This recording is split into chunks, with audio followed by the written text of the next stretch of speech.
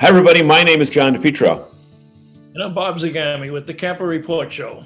Bob, it seems that there is so much going on in the campground industry right now, both on the business side of it as well as the consumer side. And tonight we're going to delve into a lot of those issues. Yeah, it seems like these weeks go by very quickly. It seems like we were just doing last week's show. Right. Now we're doing this show.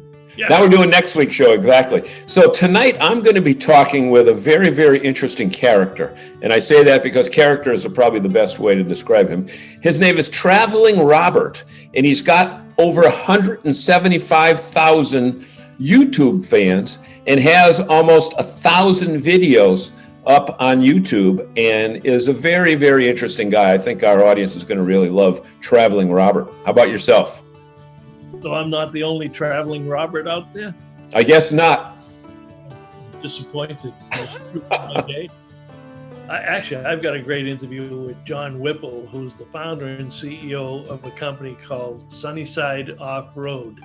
And he has invented a ultralight, and I mean ultralight, less than 600-pound camping trailer. But it's not designed for your car or your SUV. It's designed for your ATV and your side-by-side outdoor adventure vehicles that people are now hitting the woods with, and they want someplace to sleep at night. Fascinating product. That's so funny you say they're hitting the woods with it, because in reality, it takes the great outdoors to really a different dimension. Certainly does. Okay. Fun so interview. Those great stories, plus all the news of the industry, coming right up on Camper Report Show. Stay with us, everybody. We got a lot more to show you.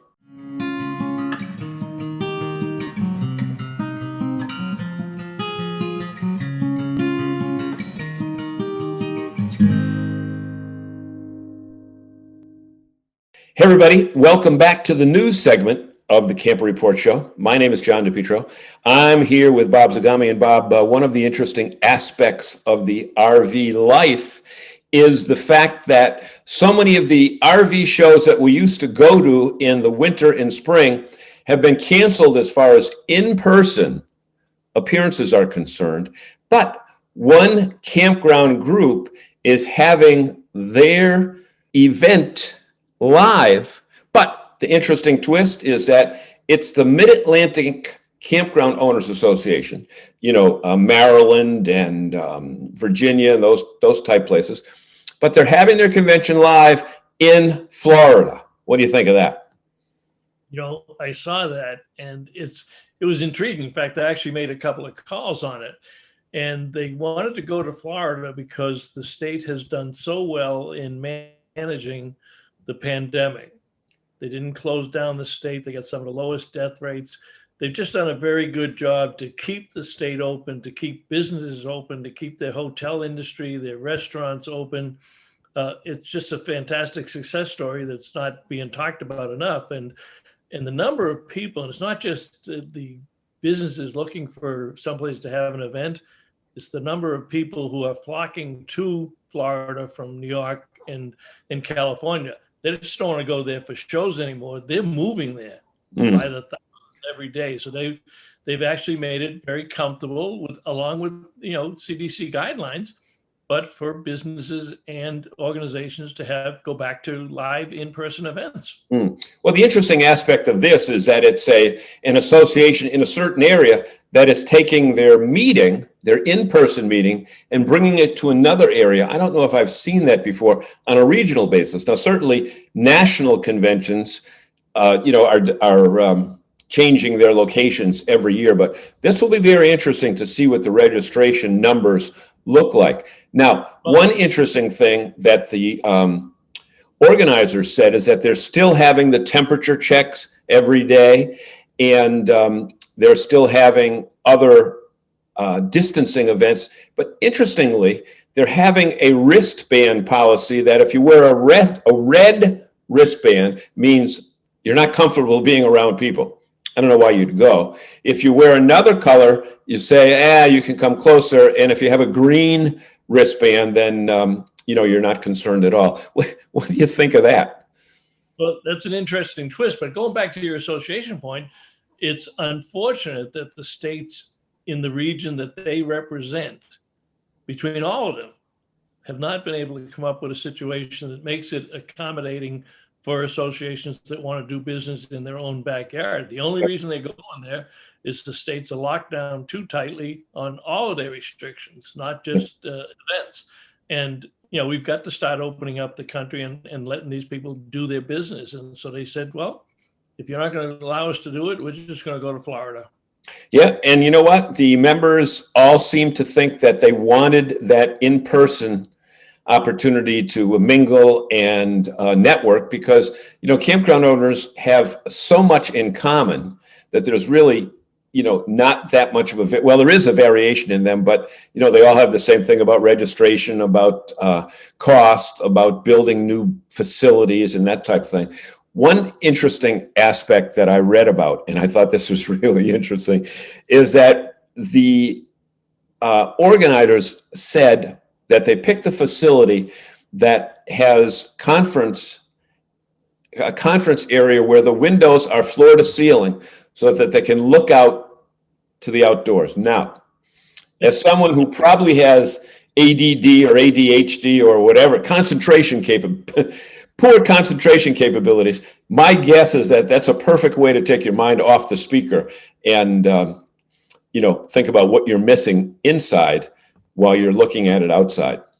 Well, especially if you just went through a winter in Maryland and Virginia, and you're sitting there looking at the pool and the poolside bar and the palm trees, and that's the only thing on your mind, not the speaker that's coming up at the podium. Okay, so we'll have to find out what the numbers are, and we'll report back next week because the event is taking place this weekend coming up, and you know what? We will have that follow-up next week. Now, another news bit that came through today is the January shipments. The RVIA report on January shipments from primarily Elkhart were up an astounding 39%. Bob, name another industry in the United States that in the past 12 or 13 months had any month, regardless of what period you're looking at, whether it's a quarter, a month, a 6-month period, that had a 39% increase in business. That is absolutely amazing. Very few. Not only that, but that number was the highest January sales number since they started recording numbers decades ago. The highest January ever in the history of the RV industry. And the numbers that we're seeing from February, it looks like February will also break an all-time record. So the post-pandemic surge is continuing in all aspects of the business. Yeah, one of when I saw the breakdowns of the numbers, the figures go up to 46,000. That were the number of units that were shipped. 41,000 are towables, and about 4,500 are motorized. And I didn't think that there was that much, like a 10-to-1 differentiation between towables and motorized. Is that a little bit different than prior years? Well, it's a lot different. Typically, it's 80% towables and 20% motorized. And it's been that way for years. You would expect in this pandemic environment with the number of first-time buyers that the towable side would really slide up. And those numbers are in the entry-level trailers in the 20 to 26-foot. Pop-up campers are making a comeback. Truck campers are doing well on theirs. But yeah, so it's that particular segment of the marketplace that is doing extremely well. And unfortunately, the one that's struggling the most to get product out to the dealers. And we've talked to dealers that might have 10 of a very popular brand product on order, and they only get 1 delivered or 2 delivered. So they're distributing what they can make all across the country, but at lower numbers than what the dealers are ordering. Right. And if you do that with 2 of your manufacturers, so you order 50 units, you might get 10. Right. And I think the important thing to know is that the holdup is not with the manufacturer side of it, but it's with the chassis side of it. because for example, with Winnebago, with the View and the Navion, there's a long backup, not because Winnebago can't build them fast enough. It's because they can't get the Sprinter chassis or the Ford chassis or the ProMaster chassis to allow them to have a platform to put the motorhome house on. Yeah, and the other issue that's affecting the motorhome rates, and we'll see them go up, but rental companies are ordering more units because the rental business is up just as much also. Yep. And they're slow to deliver. And like I say, they can't get the chassis first. So that's not showing up in January, but they're starting to deliver them a little bit more. We'll see increases there February and March, Yep. but there's an unexpected rise in orders from the rental companies. Plus the increase in business from Amazon and FedEx and those type of delivery companies that grab those chassis that these motorhomes would ultimately be built on. So that is going to be all three of the popular chassis, yep. Mercedes, Ram, and the Ford Transit, have multiple purposes, one of which happens to be the RV industry, but in terms of small buses, in terms of delivery vans, that they're taking up a big chunk of that marketplace also. Yep. And our final story is, it's a good story, but it's a bad story at the same time. It's a good story in that Patrick Industries is teaming up with Care Camps, which we reported on, a year or so ago, what Care Camps is, which is primarily, it's affiliated somewhat with KOA. It's not owned by KOA, but it is a program that kids with cancer and other debilitating issues are granted somewhat of a wish to go to a camp. And they have these camps throughout the country. And the good part is that another company is coming in with corporate philanthropic money, gifts, donations. The bad part is that the demand continues to grow for it. But we want to welcome Patrick Industries to the fold with that. I mean, we talked with Jennifer Mercer long ago. Yep, Thor Industries is doing it. Outdoorsy is doing it. There's a lot of companies that have kind of picked Care Camps as their favorite charity, and they're making that whole so that these kids can get a chance to get out into. And they sometimes will use camps like the Boy Scout camps and the Girl Scout camps versus a major campground, because it'd be difficult to have a section for that. Sure. Whereas in private camps, they can take these kids out there and give them a great outdoor experience, and their parents can be there and they can forget about the hospital and forget about the treatments. Right. And we will leave the information. If individuals, we should say that these donations are not limited to corporations, but if individuals want to donate, the information will be below for you to be able to donate to that very worthy cause. Yep. So and KOA is still a major contributor to that organization also. Yeah. Exactly. So we want to say thank you so much for joining us for the news segment of the Camper Report Show. And we'll be back with those two great stories right after these words. Mike from RV Blogger here. Did you know that every trip that you plan in RV Trip Wizard automatically uploads into the GPS in the RV Life app on your phone? Just click the RV Life app, click the hamburger on the bottom, go to RV Trip Wizard. Your trips all populate. Pick the one you want, and then click the directions to the first campground. Click your RV friendly directions, and you're on your way from where you are to the campground where you want to be. Hey everybody, and welcome back to this segment of the Camper Report Show. And you know, one of the things that I've said over and over again is the great part about the RVing lifestyle is you get to meet some really cool people.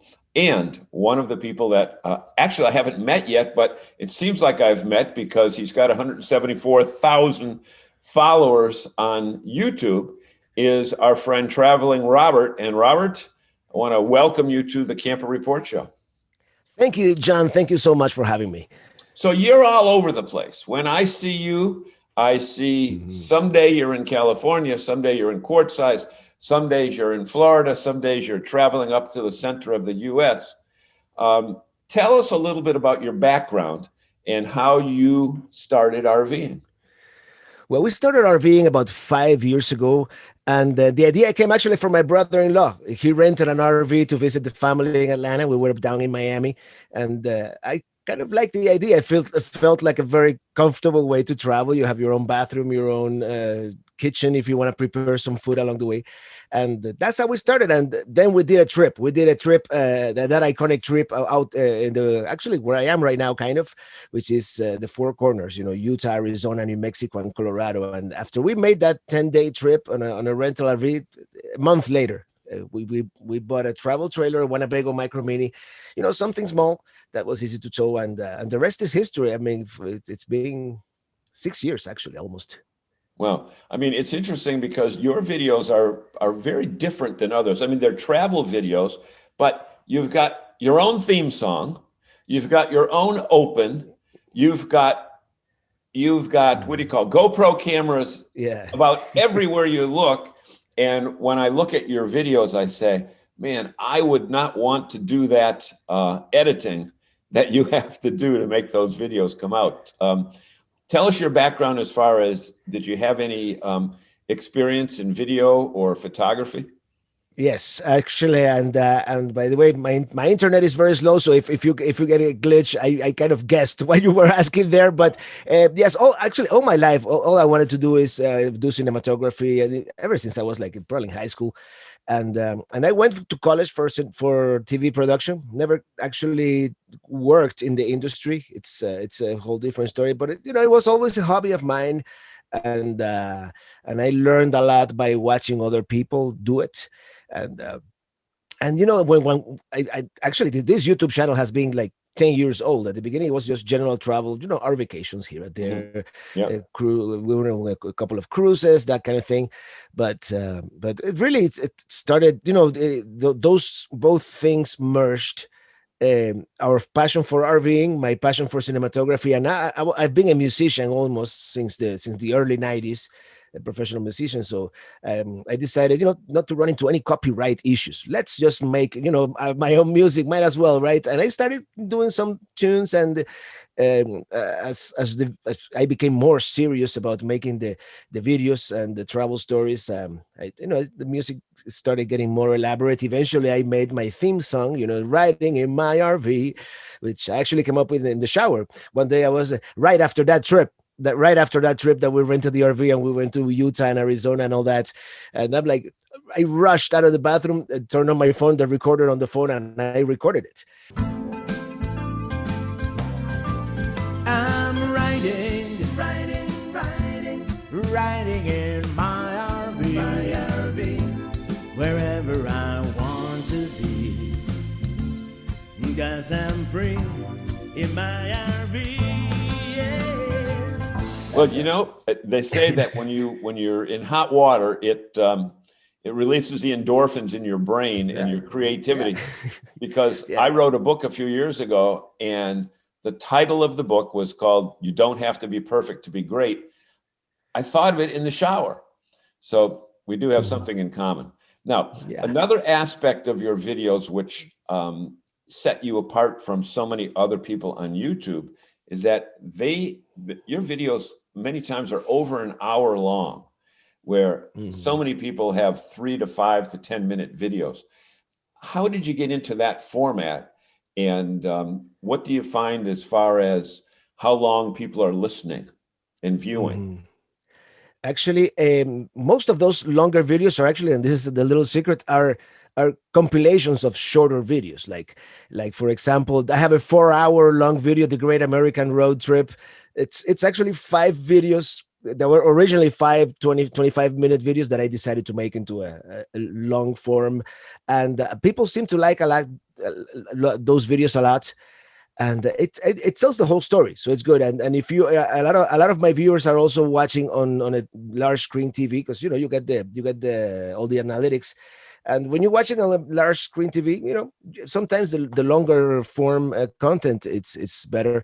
And for the YouTube algorithm purposes, the YouTube algorithm loves it because they care a lot about watch time. So if a person stays 2 hours watching the same channel, those videos really, those are the videos that have 1-2 million views, some of them. So yeah, exactly. So the other thing that I noticed what you do is you're very detailed in your trip, even to the point where you're stopping at a rest area and you show what that rest area is, whether it be a travel center or whether you're just going to sleep for the night, and because you're on your way to the next point, even to the point of making your coffee in your little coffee maker. Yeah. Anything that got you, is that it right there? There you go. There it is. There it is. Anything that got you into that detailed format? I think, and I think a lot of people like, and that's the way I like to tell the story. I like to tell the story of my travel and make the viewer feel like they're traveling with me.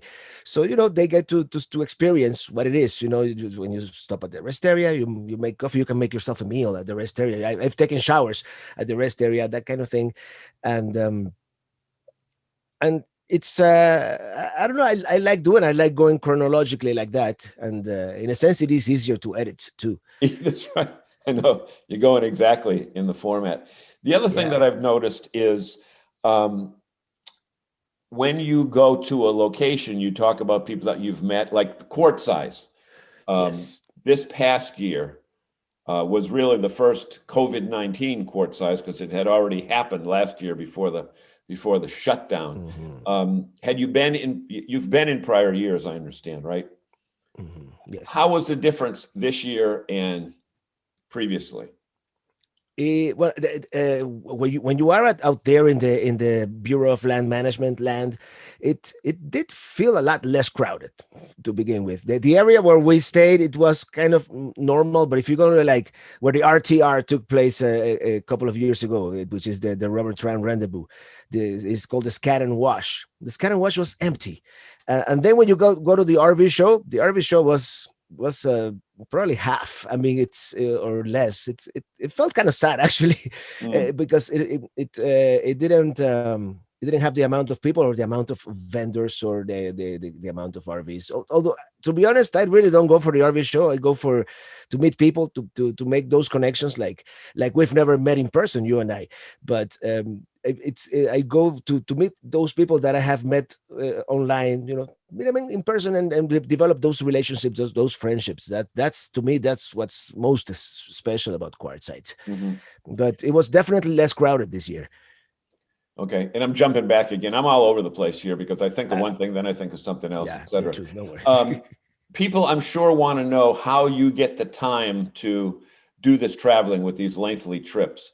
What was your career prior to getting into RVing that gives you the capability to still be making revenue? Yeah, and I did have an office job at a TV network actually, but I was doing nothing related to TV. But I had an office job, and of course, YouTube began as a hobby, but as the channel began to grow, and I saw it growing almost doubling every year. That's when was it? It was almost 3 years ago. It's gonna be. I decided, this is going somewhere, and I decided to quit my job. I went out on a limb, took the risk, and eventually, I started. And I feel so fortunate to be able to make a living doing what I love. Traveling around the country and making these travel stories. Yep, exactly. So probably this might be an unfair question, but I'm going to ask you anyway. Your most exciting trip so far, not necessarily destination wise, but I know there was one video that I was watching when you were having trouble with your Kia. Yeah. I wouldn't call that one the most exciting, but it was definitely one of those that you remember. And of course, old Kia died, and I got stranded in where was it, in North Carolina, with a hurricane coming, and probably in September or August or September. It was September. I was on my way to the Hershey RV show in Hershey, Pennsylvania, which of course I missed the whole show. I arrived on the last day because of all this ordeal, this whole delay. Eventually, I got the rental company to rent me a truck so I could tow the trailer all the way up there, and eventually I made it. But and another thing, and my channel wasn't as big back then. This was like 3 years ago. It was one of my first like solo trips after RVing and after being a full-time YouTuber. And the support of everybody. That night that I got stranded at the tire place where I was boondocking there, where Kia died, a bunch of people just came to the rescue. There was this guy Richard who offered me his house with full hookups, so I could spend the night while everything got sorted out. This other guy Brian, we've been friends forever, for a while now, since he's a viewer. He treated me to dinner, and the support of the community was so great. I'm eternally grateful to those people. Right. Now, were these RVers or people that may have seen you on YouTube that knew you? They were viewers, but they were either former RVers like Richard. I think he became an RVer again, Yep. or Brian. He's also, most of them are RVers. Most of the people that watch my videos anyway usually they are either dreaming of getting an RV or they are fellow RVers as well. So yeah, exactly, because so many people now are, they don't have to go to the office anymore like they used to because of the capability to work remotely. What would you say to those people, Robert, that are saying, I would love to do what Traveling Robert does, but I just don't have the guts to, to travel, even if I still keep my job? But any regrets from your aspect? Oh no, not at all. Not at all. It's not at all. It was definitely a risk at the beginning because I didn't know if I was going to be able to make a living doing it. But nowadays, even if you don't do it the way I do it, especially after COVID, a lot of work now can be done online as long as you can find good internet, which is not as easy as it may seem sometimes. You can pretty much work from everywhere, and there are so many jobs that you can do remotely. I mean, there's no reason to go to an office. Yeah. Do you see the RV traffic down in this current trip with the number of people on the street or on the highways, or does it seem to be the same? It's about the same. It's if anything, I'd say it's. Well, not with the snowbird traffic is down. Definitely, the snowbird traffic is down. A lot of people, especially the Canadians, a lot of them couldn't make it. But last summer was crazy. It was impossible to find the campground on a weekend. It felt like everybody was out and about in RVs. Last summer was. Where were you during that time period, from like June to September? Last summer, I did some of the Midwest. I did North Dakota. I did Montana, a little bit of Montana, and. Yeah, that's the area that I concentrated most on. Minnesota, that kind of thing. Yeah. Where's your next? Where's this summer trip going? I don't know yet. I wanted to go to Alaska, but the border is still closed. So there's always a plan B or a plan C. I don't know. I might go to Michigan. I haven't really explored Michigan all that much. How about New England? Have you been up to New England? I haven't. Well, on that trip, that old Kia broke down. Eventually, I made it to Maine and you did, and Massachusetts and Pennsylvania. Yeah, but New England, I'm thinking the fall, just to catch the fall colors, coming down. Starting Maine and kind of follow the turning of the leaves. So yeah.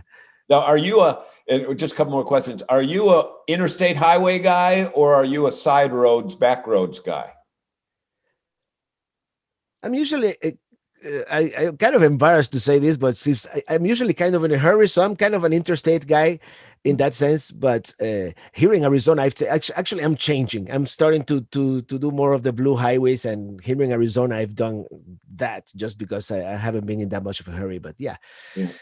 I'm sure that you find that there's some RVers that say, I'm not going on that interstate because I'm retired and I'm going to take it easy. And others say, you know what? The interstates, they don't have the high mountains or the or the steep hills to go down and save my brakes and everything else. So I'm sure that you find just in your 5 years there's an RV type for everybody, right? Yeah, and I think the best is a combination of both. Like if for example, if you want to travel cross country, and you have to be you want to be somewhere at a certain time, just take the interstate. Like I have to be in Florida by Friday. I'm taking I-10. There's no, if I go through US 95, I'm gonna arrive there next month. So it really depends. Well, we want to thank you so much for rearranging your schedule to be with us No during problem. this time period. I'm in Eastern time, you're in Mountain time. We're trying to figure out, well, what time is it really? Yes. If we're going to do this video, but Yeah. it worked out all right. Ladies and gentlemen, we've been talking to Traveling Robert, and his YouTube page is Traveling Robert. Traveling Robert. Yeah, Right? that's on Yeah. and if you can, yeah, I'm also Instagram, Facebook, Twitter, everywhere. It's Traveling Robert. Yeah. So if you want to find out about a very interesting person, I'm sure that you will want to take a look at some of his videos. And also he's on Facebook, Traveling Robert and Friends. And that's my group. Yeah, very active community there. Yeah. Yeah. So, Robert, thank you so much. Ladies and gentlemen, this is the Camper Report Show. Thank you for watching. Stay with us. We'll be back with more right after this. I'm Jesse from Outsiders Calling, and I love adventurous family travel with my wife Jenny and our son Tucker. For over 3 years, we've RV'd across the U.S. and Mexico, and it's tough to find places that meet all our needs. Now we plan our trips with the RV Trip Wizard, pull it up in the RV Life app, select it, and go. It helps us discover amazing new places to grow together as a family.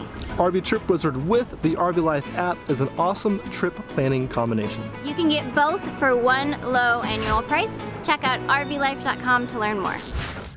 Okay, everybody, welcome back to the Camper Report Show. And my guest today is John Whipple with Sunnyside OffRoad. And probably nobody listening, John, has ever heard of you or your company. Well, I shouldn't say you, because you actually have an RV background. So tell us a little bit about Sunnyside OffRoad and a little bit about your background. Very good. I do have a little bit of RV background. I actually owned a dealership about 15 years ago. I was actually on the board of the RVDA for, I guess, a couple of year period.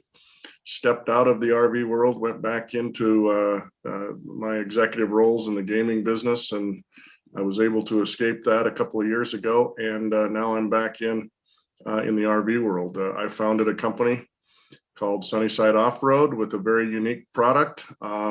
A small teardrop ultra lightweight trailer specifically designed to go behind lightweight tow vehicles, including and most importantly the UTVs, the side-by-sides. It's an interesting marketplace and interesting approach that you've taken with this particular product, because obviously it's a trailblazer. We don't have anything in the industry. So explain how you happened to come about inventing this, because there wasn't anything like it. Well, that's exactly right. I actually do consider myself somewhat of an inventor of the product, and primarily for a personal need. I belong to a group of outdoor enthusiasts that enjoy the outdoors, and especially a long distance UTV rides. As an example, we rode from California to Utah last year. And, we ride 700 to 1,000 miles on a single trip, and it just gets a little exhausting pitching a tent every night and trying to line up motel rooms. And I asked myself 3 years ago, gee, wouldn't it be nice if there was a little lightweight trailer that I could pull behind my Polaris General?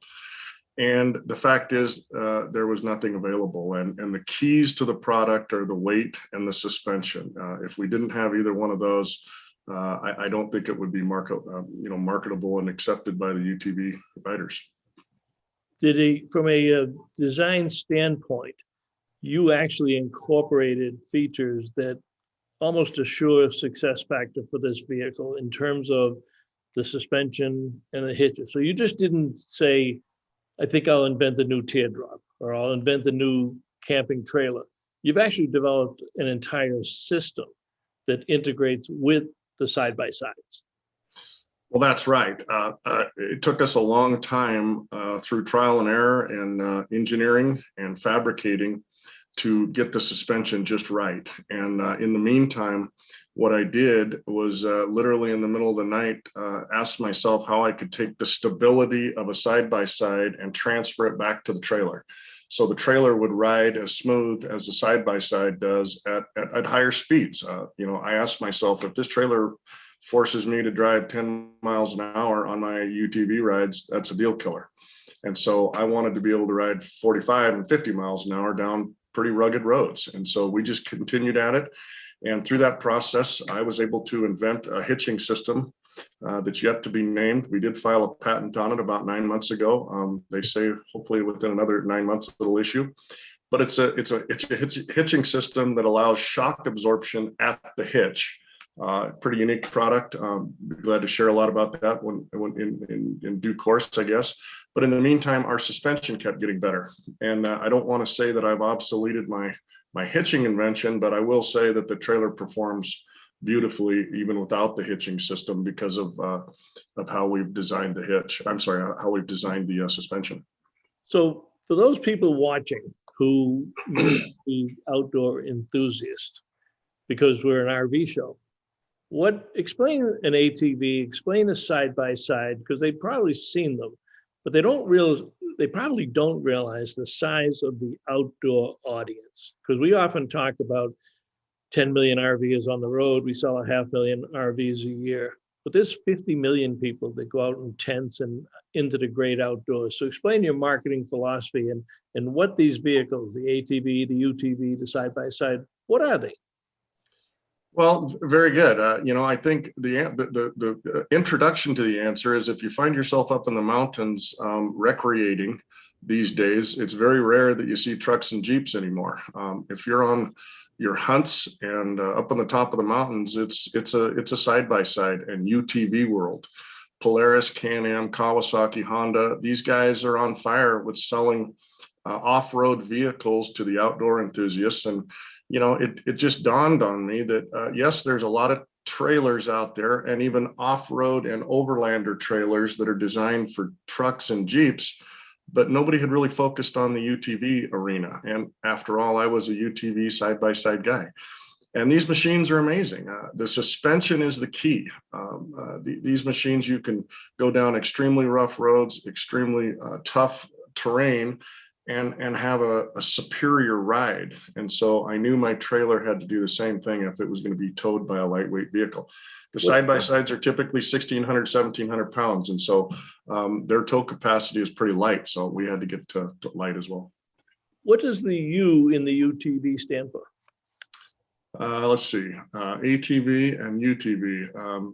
I guess it's a utility terrain vehicle, if I remember right.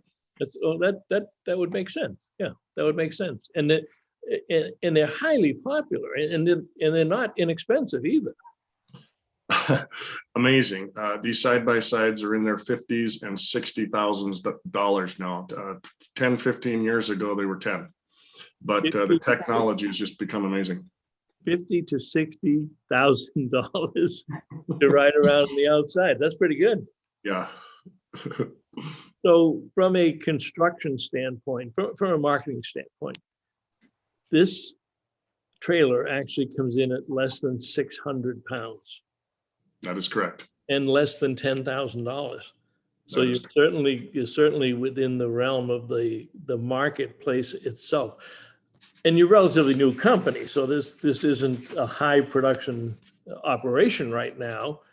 But who specifically, is there anybody outside of the utility vehicles and the side-by-sides, the ATVs, that's using this type of a trailer, or do you have enough business there for the next 10 years?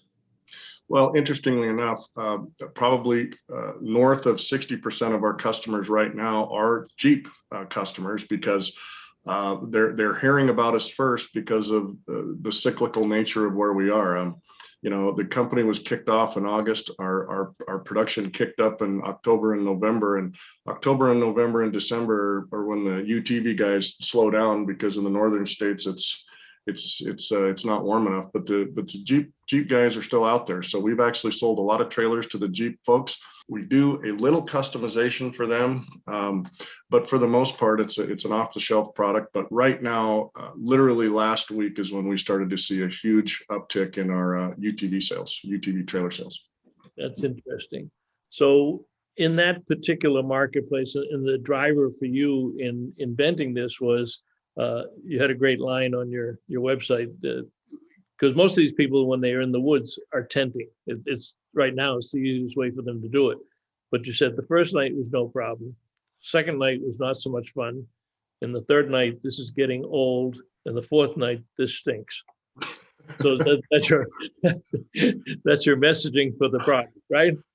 Well, that's exactly right. And I think, we created a slogan for our company that we've actually filed a trademark on, which is recreating, recreating. It's the same word pronounced differently. And that's exactly what I believe and we believe we're doing. We're introducing a new sport and a new hobby and a new form of recreation to the outdoor world.